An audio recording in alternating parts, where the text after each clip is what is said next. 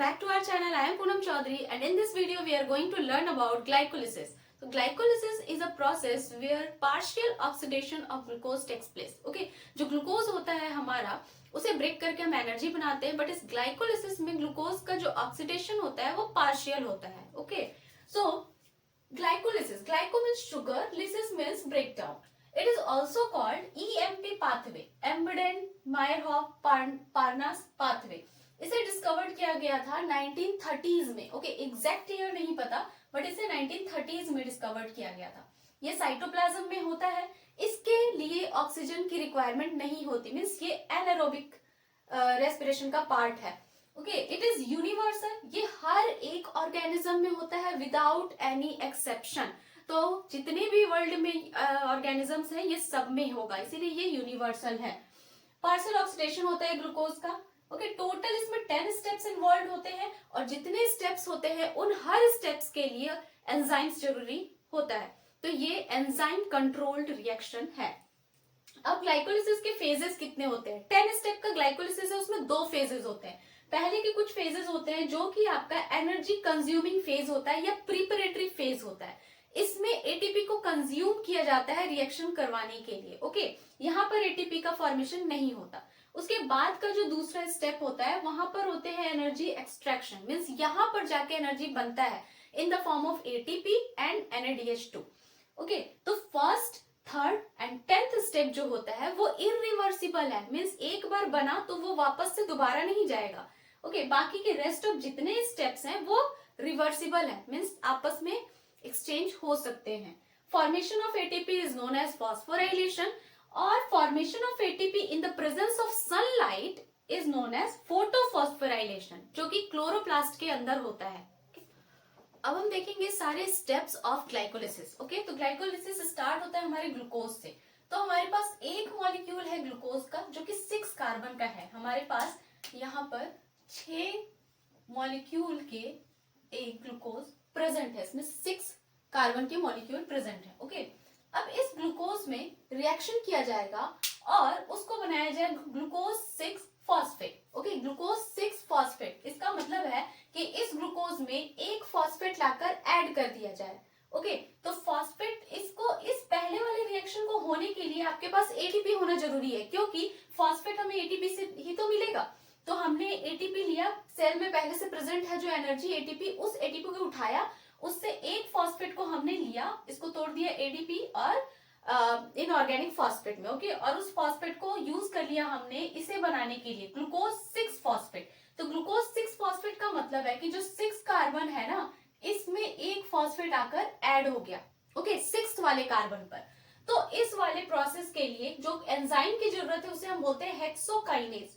Hexokinase, kinase word जहां भी use होगा आप समझिए कि वहां पर या तो एटीपी का फॉर्मेशन हो रहा है या फिर एटीपी का ब्रेकडाउन हो रहा है. एटीपी से रिलेटेड होता है kinase. Okay, next second step में क्या होगा, इस ग्लूकोज 6 फॉस्फेट को कन्वर्ट कर दिया जाएगा फ्रक्टोज 6 फॉस्फेट में. कुछ चेंजेस नहीं है, फ्रक्टोज 6 फॉस्फेट में भी 6 ही कार्बन होते हैं और उसमें 6 फॉस्फेट, 6 कार्बन पर फॉस्फेट लगा है, बस इसके स्ट्रक्चर को चेंज कर दिया गया है, नथिंग चेंज. ओके, और इस प्रोसेस को करने के लिए जो एंजाइम चाहिए वो है फॉस्फोग्लूको आइसोमरेज, मींस यहाँ पर आइसोमराइजेशन का प्रोसेस हो रहा है.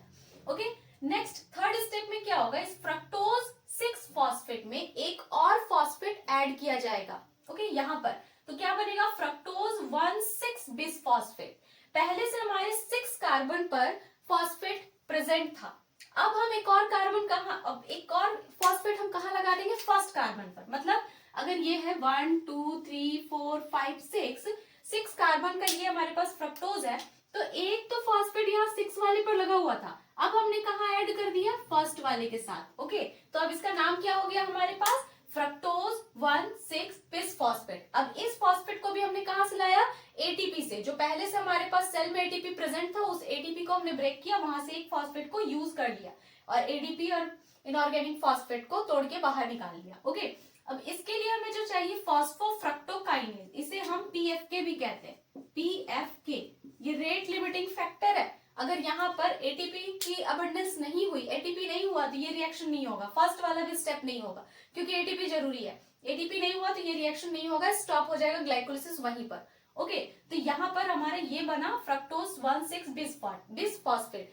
तो आप देखो एक एटीपी हमने यहाँ यूज किया, एक एटीपी हमने यहाँ यूज किया, मीन्स हमने 2 एटीपी यूज कर लिए प्रिपरेटरी फेज में। ओके, 2 एटीपी हमने प्रिपरेटरी फेज में यूज कर लिए। अब आगे बढ़ते हैं।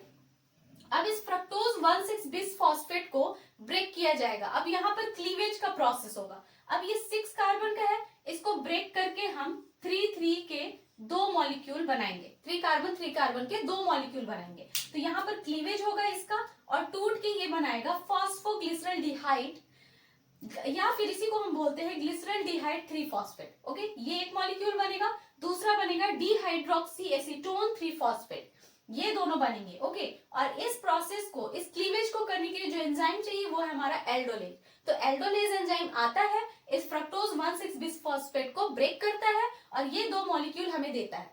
तो हमारे पास एक मॉलिक्यूल, यहाँ से हम एक मॉलिक्यूल लेकर चल रहे थे, तो इसका एक मॉलिक्यूल था। अब हमारे पास 2 सब्सटेंसेस प्रेजेंट हैं, एक ये, इसका भी पास भी 3 कार्बन है, इसके पास भी 3 कार्बन है।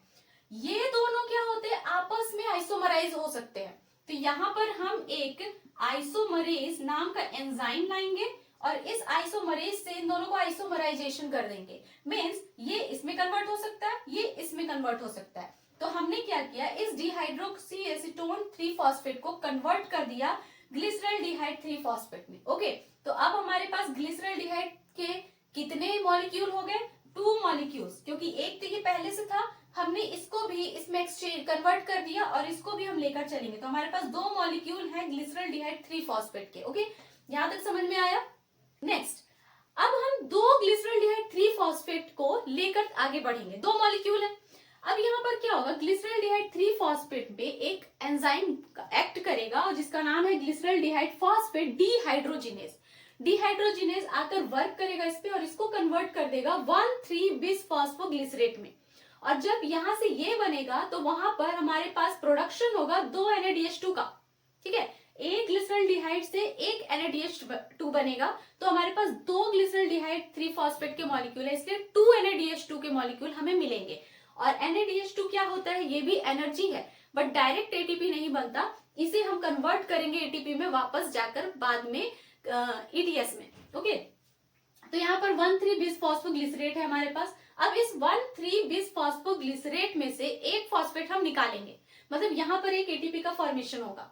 तो इसमें देखिए यहाँ पर फर्स्ट कार्बन और 3 कार्बन 2 जगह पर फॉस्फेट प्रेजेंट है, तो एक फॉस्फेट को हम निकाल लेंगे। तो जब हम एक फॉस्फेट को निकालेंगे तो वो किससे जाकर बाइंड करेगा, यहाँ से जब एक फॉस्फेट निकलेगा तो हमारे पास ADP प्रेजेंट होता है ना सेल में, एडिनोसिन डाइफॉस्फेट। तो इसमें हमारा एक इनऑर्गेनिक फॉस्फेट आकर ऐड हो जाएगा और उसके बाद हमारे पास बनेगा ATP। तो क्योंकि 2 मॉलिक्यूल हैं इसलिए 2 ADP की जरूरत होगी और 2 ADP से 2 ATP बनेंगे। तो यहाँ पर 2 ATP हमारा जनरेट हो गया डायरेक्ट।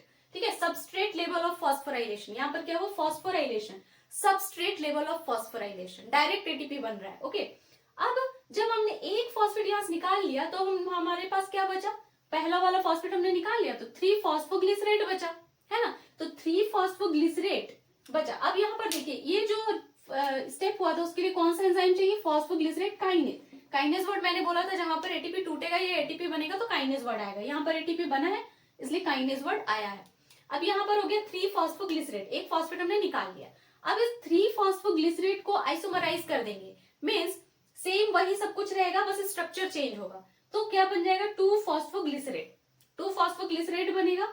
इसके लिए हमें एंजाइम चाहिए आइसोमरेज, क्योंकि यहाँ पर क्या हुआ है, आइसोमराइजेशन हुआ है। ओके, अब 2 फॉस्फोग्लिसरेट में से एक वाटर का मॉलिक्यूल रिलीज होगा, एक एंजाइम आएगा इनोलेज, ये इनोलेज आकर यहाँ से वाटर का मॉलिक्यूल रिलीज करेगा। तो यहाँ पर क्या हो गया, डिहाइड्रेशन। इस प्रोसेस को हम क्या बोलेंगे, डिहाइड्रेशन, क्योंकि वाटर निकल रहा है। तो जब वाटर के मॉलिक्यूल निकलेंगे तो ये 2 फॉस्फोग्लिसरेट किस में कन्वर्ट हो जाएगा, फॉस्फोइनोल पाइरुवेट, जिसे हम पेप कहते हैं। ओके, पेप। अब इस फॉस्फोइनोल पाइरुवेट में क्या होगा, यहां से फिर एक फॉस्फेट निकलेगा, क्योंकि यहाँ पर हमारे पास कितने मॉलिक्यूल है, 2 मॉलिक्यूल है, 2 मॉलिक्यूल आ रहा है, तो 2 मॉलिक्यूल है, दोनों मॉलिक्यूल से एक एक फॉस्फेट रिलीज होगा। तो अब वो फॉस्फेट किसके साथ बाइंड करेगा, ADP के साथ। 2 ADP आया, उसमें हमने इनऑर्गेनिक फॉस्फेट जो यहाँ से निकला उसको ऐड किया, 2 एटीपी हमारे बन गए। और इस प्रोसेस के लिए जो एंजाइम चाहिए वो है पायरुवेट काइनेज, यहाँ भी काइनेज, क्योंकि एटीपी का फॉर्मेशन हो रहा है। और कौन सा फॉस्फोराइलेशन हो रहा है? सबस्ट्रेट लेवल ऑफ फॉस्फोराइलेशन, क्योंकि डायरेक्ट एटीपी का फॉर्मेशन हो रहा है। जब इस फॉस्फोइनोल पायरुवेट में से 2 फॉस्फेट निकलेंगे तो बचेगा हमारे पास पायरुवेट या पायरुविक एसिड, जो कि हमारा फाइनल प्रोडक्ट है इस ग्लाइकोलिसिस का। ओके, तो 2 मॉलिक्यूल ऑफ पायरुविक एसिड हमें मिल गए, जिसका फॉर्मूला होता है CH3COCOH। ओके, तो इस स्टेप में हमें कितने एटीपी मिले? इस पहले वाले यहाँ पर डायरेक्ट 2 एटीपी यहाँ पर हमने क्या किया था? यूज कर लिया था। यहाँ पर 2 एटीपी यूज हो गया। अब देखिए यहाँ पर 2 एटीपी बना 2 एटीपी, और यहाँ पर 2 एटीपी बना 2 एटीपी, ठीक है। और क्या बना? 2 NADH2 2 NADH2 1 NADH2 से 3 एटीपी मिलता है, तो 2 NADH2 से कितने एटीपी मिलेंगे? 6 एटीपी। ओके, तो हमारे पास कितने एटीपी हो गए टोटल? 2 2 4 6 10 एटीपी हो गए, है ना। हमने टोटल कितने एटीपी बनाए? 10 एटीपी बनाए, लेकिन 2 एटीपी हमने यूज किया था, इसलिए नेट गेन जो होगा हमारा एटीपी का, तो नेट गेन क्या होगा? इसमें से 2 माइनस कर देंगे, 8 एटीपी। तो हमने ग्लाइकोलिसिस में कितने एटीपी पाए? 8 ATP. Okay, I hope this video found helpful to you, so stay tuned for Krebs cycle. मिलते हैं नेक्स्ट वीडियो में, तब तक के लिए bye bye and take care.